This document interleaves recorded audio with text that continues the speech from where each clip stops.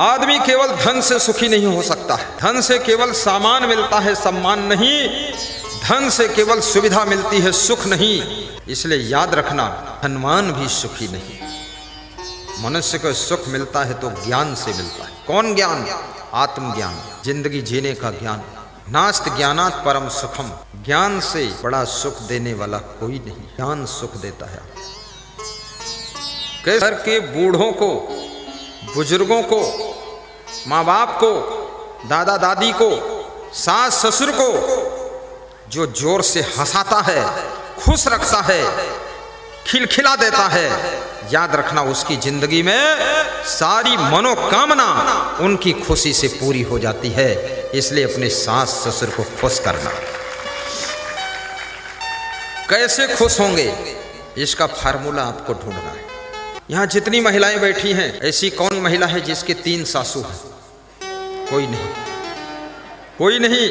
लेकिन सीता जी, भगवान राम की धर्मपत्नी सीता जी से पूछा मैंने सपने में, सीता जी तुम्हारे कितनी सासू है?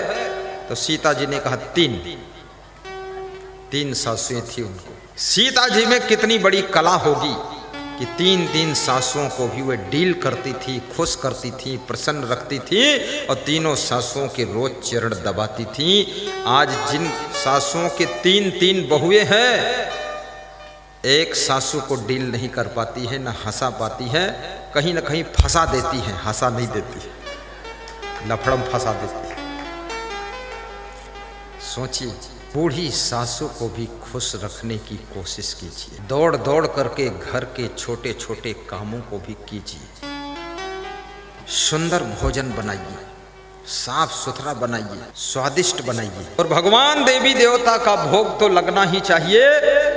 लेकिन लेकिन लेकिन जो आपके घर के बड़े बुजुर्ग हैं और छोटे छोटे बच्चे हैं, उनका सबसे पहले भोग लगाना चाहिए। उन बड़े बुजुर्गों में नंद बाबा और यशोदा का दर्शन कीजिए और बच्चों में राधा और कृष्ण का दर्शन कीजिए। प्रेम से खिलाइए। कितनी स्त्रियां ऐसी हैं जिनको भोजन बनाने में रुचि नहीं, बनाने में रुचि नहीं, बर्तन मांजने में रुचि नहीं, और जूठे बर्तन में खाना नहीं चाहती और बर्तन मांजना नहीं चाहती। 3 टाइम भोजन खाने में रुचि है पर भोजन बनाने में बिल्कुल रुचि नहीं। अपने पति को प्रवचन सुनाती हैं कि हमको भोजन बनाने में रुचि नहीं है, तो पति पहुंचता खाने में, बोले 3 टाइम खाने में रुचि।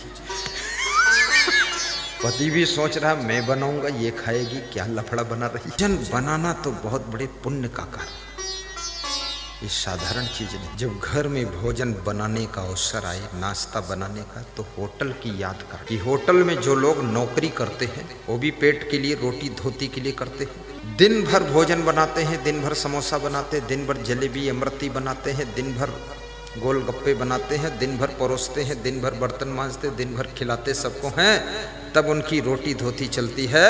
और तुम कितनी सौभाग्यशालिनी महिला हो, केवल अपने घर के 2-4 सदस्यों के लिए भोजन बनाना है और खिलाना है, और टॉप की साड़ी मिलती है और टॉप का घर मिलता है रहने के लिए। इसलिए हंसते हंसते भोजन बनाया है। एक लड़का किसी लड़की को देखकर मोहित हो गया। इसे मोहित नहीं होना चाहिए, मोहित होने में बहुत लफड़ा है। सुपर्णखा राम को देखकर मोहित हुई थी तो नाक कट गई।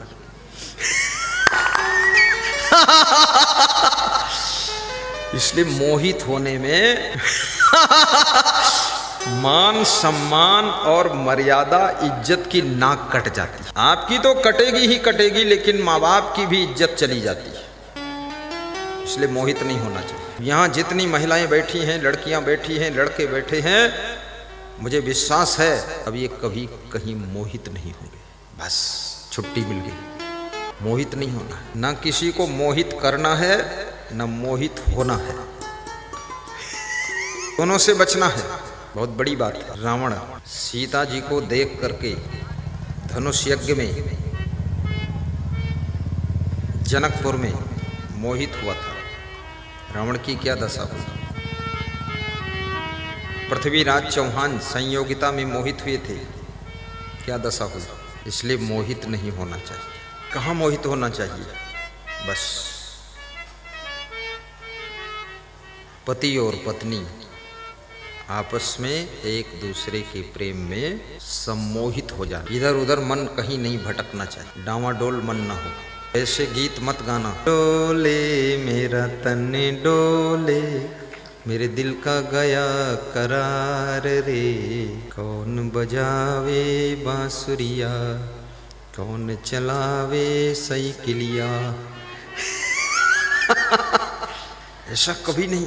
शराब की तरफ भी आकर्षित मत हो। देखिए हमारे शासन प्रशासन की इतनी कृपा है, गांव गांव में शराब की दुकानें हैं, बड़ी व्यवस्था है सुविधा से। अंग्रेजी शराब और हिंदी शराब, देसी शराब, विदेशी शराब, ठंडी शराब, गरम शराब, सब तरह की शराब लगभग हर गांव में मिलती है। जितनी पीना चाहो पियो, छक छक कर पियो, लेकिन नहीं, शराब मत पीना। पीना है तो सत्संग की शराब, सत्संग का नशा चढ़ना चाहिए। और ऐसा नशा चढ़ना चाहिए जैसा मीराबाई के ऊपर नशा चढ़ा था, सेबरी के ऊपर नशा चढ़ा था, ध्रुव प्रहलाद के ऊपर नशा चढ़ा था। ऐसा सत्संग भक्ति का नशा चढ़ना चाहिए, तो आपकी जिंदगी धन्य भी बनेगी और स्वयं तुम देवी देवता कहलाओगे और भगवान कहलाओगे। सत्संगत कभी कभी। ऐसे कितने लोग हैं जिनको पहली बार गुरु जी का दर्शन हुआ है, आमने सामने साक्षात? हाथ उठाकर बताइए। देखिए, वाह, नीचे कर लो। 60% लोग हैं जिनको दर्शन ही नहीं हुआ। तो कृपा है मिर्जापुर वालों की जो दर्शन हो गया साक्षात। मिलती है जिंदगी में सत्संगत कभी कभी, चढ़ती है दिल में ज्ञान की रंगत कभी कभी, चढ़ती है दिल में ज्ञान की रंगत कभी कभी, चढ़ती है दिल में ज्ञान की रंगत कभी कभी, रंगत कभी कभी। कभी कभी गुरु का दर्शन हो, कभी कभी साक्षात प्रवचन सुनने का सौभाग्य मिलता है। इसलिए 3 दिन काम बंद कर देना चाहिए। मैं परिक्रमा से कल लौट रहा था तो ट्राली पर महिलाएं खेतों में काम करने जा रही थी। जिससे हमारे साथ के भक्त लोग पूछते थे, कहते थे कल काम करने मत जाना, आजो सत्संग में, यहाँ की भाषा बोलते थे। तो सब महिलाएं कहती थी हाँ कल मैं कहीं नहीं जाऊंगी, सत्संग में आऊंगी, 3 दिन कहीं नहीं जाना। खेत तो मिल जाएगा 3 दिन के बाद और काम भी मिल जाएगा 3 दिन के बाद, लेकिन ये गुरु 3 दिन के बाद नहीं मिलेगा, ये बकानी झालावाड़ चला जाएगा। इसलिए काम बंद कर दे। आदमी केवल धन से सुखी नहीं हो सकता है, धन से केवल सामान मिलता है, सम्मान नहीं। धन से केवल सुविधा मिलती है, सुख नहीं। इसलिए याद रखना, धनवान भी सुखी नहीं। मनुष्य को सुख मिलता है तो ज्ञान से मिलता है। कौन ज्ञान? आत्मज्ञान, जिंदगी जीने का ज्ञान। नास्त ज्ञानात् परम सुखम, ज्ञान से बड़ा सुख देने वाला कोई नहीं। ज्ञान सुख देता है। कैसे सुख देता है ज्ञान? ध्यान रखना। एक छोटी सी कहानी सुना। एक आदमी बहुत दुखी बैठा था। महात्मा ने पूछा दुखी क्यों हो? तो उसने कहा दुखी इसलिए हूँ, गरीब आदमी हूँ, दीपावली का महोत्सव है, पैसे नहीं हैं, इसलिए कि सब लोग पटाखे फोड़ रहे हैं, आनंद ले रहे हैं, और हम कैसे पटाखे फोड़े, पैसा नहीं। तो महात्मा ने कहा मैं आपको ज्ञान देता हूँ, जिसका पटाखा फूटता है तुम समझ लो मेरा ही फूटा है, किसी का नाम थोड़े लिखा। थोड़ा वो मुस्कुराया व्यक्ति जो दुखी बैठा था। फिर उसने तर्क किया कि अगर मेरा पटाखा होता तो मैं खुद फोड़ता, कैसे मान लूँ मेरा है। तो महात्मा ने कहा फिर ऐसा सोच लो, विचार करो, बड़े आदमी जो होते हैं उनके नौकर चाकर पटाखे फोड़ते हैं, वह लोग बैठकर कुर्सी डालकर पटाखे का आनंद लेते हैं, तो ये फोड़ने वाले सब तेरे नौकर चाकर हैं और तू कुर्सी पर बैठकर आनंद ले, ये सोच ले। तो हंसने लगा। महात्मा ने कहा बस हर कंडीशन, पोजीशन, सिचुएशन में हंसने का रास्ता ढूंढ लेना चाहिए। हर दुख के बीच में से सुख ढूंढ लेना चाहिए। उसी का नाम इंसान है, जो कीचड़ में कमल खिला देता है, जो दुख में भी सुख का फूल खिला देता है। कभी आपकी पत्नी रूठ कर मायके चली जाए, दुखी मत होना, रहने दो 1 महीना, वहीं तो पैदा हुई थी। 20 साल रही थी तो क्या फर्क पड़ा है? 20 साल वहां रह करके तब तुम्हारे पास आई थी, 2-4 महीने रह करके फिर इधर आएगी। ज्यादा परेशान मत हो, फोन कर दो हर हफ्ते में, ठीक हो श्रीमती जी? बोलेगी ठीक है। कब आओगी?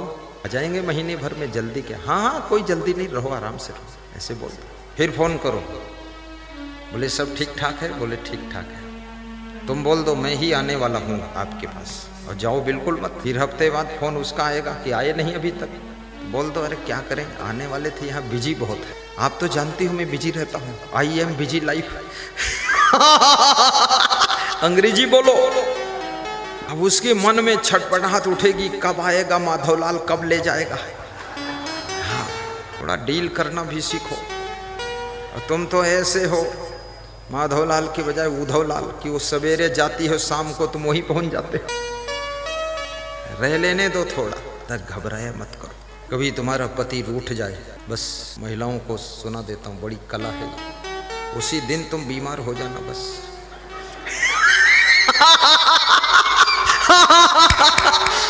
बस ऐसा बीमार हो जाओ। अरे जहर वहर मत पी लेना, ऐसे थोड़ा बीमार हो। बस तुम्हारा पति तुम्हारे दवाई में लग जाएगा, डॉक्टर के यहाँ लेके जाएगा, वहाँ चली जाओ, दवाई ले आओ, सब कर दो। और दवाई रखे रहना, खाना मत, क्योंकि बीमारी कोई नहीं। बस उसका रूठना सब खत्म हो जाएगा, क्योंकि उसका भी मन डाइवर्ट हो गया, तुम्हारी सेवा में लग गया। रूठा भी मत करो, रूठने से रिश्तों में कमजोरी आती है।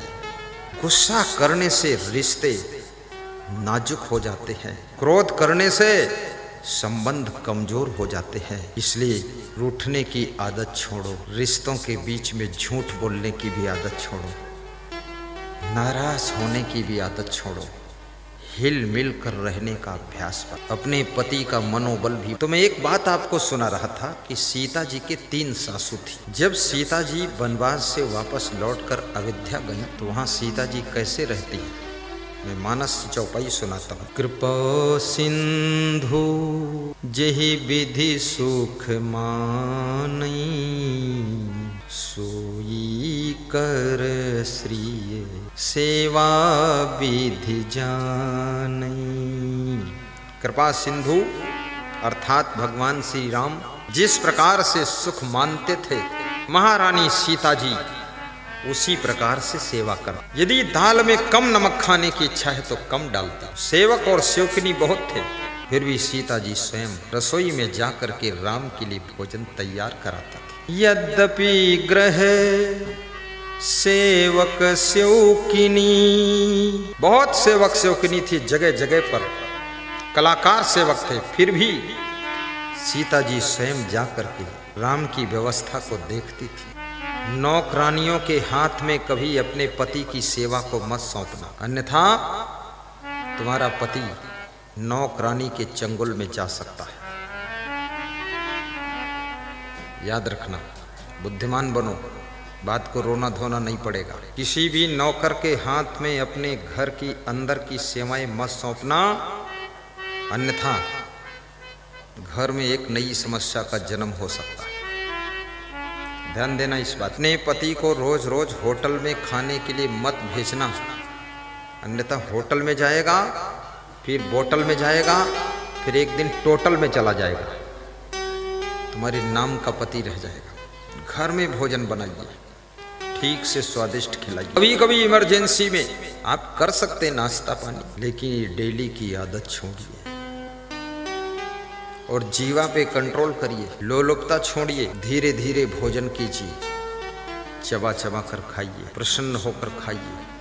खाते समय खिलाने वालों को, बनाने वालों को गुस्सा होकर भोजन नहीं करना चाहिए। क्रोध में किया हुआ भोजन ठीक से पचता नहीं है और ठीक से रक्त बनता नहीं। प्रसन्न मन से किया हुआ भोजन अमृत के समान होता है। और भोजन बनाने वालों को जब तुम धन्यवाद देते हो तो भोजन ठीक से पचता भी है। इसलिए भोजन बनाने वालों को भूलना मत। परस्पर प्रेम से रहना सीखो, एक दूसरे की पीड़ा को दूर करना सीखो।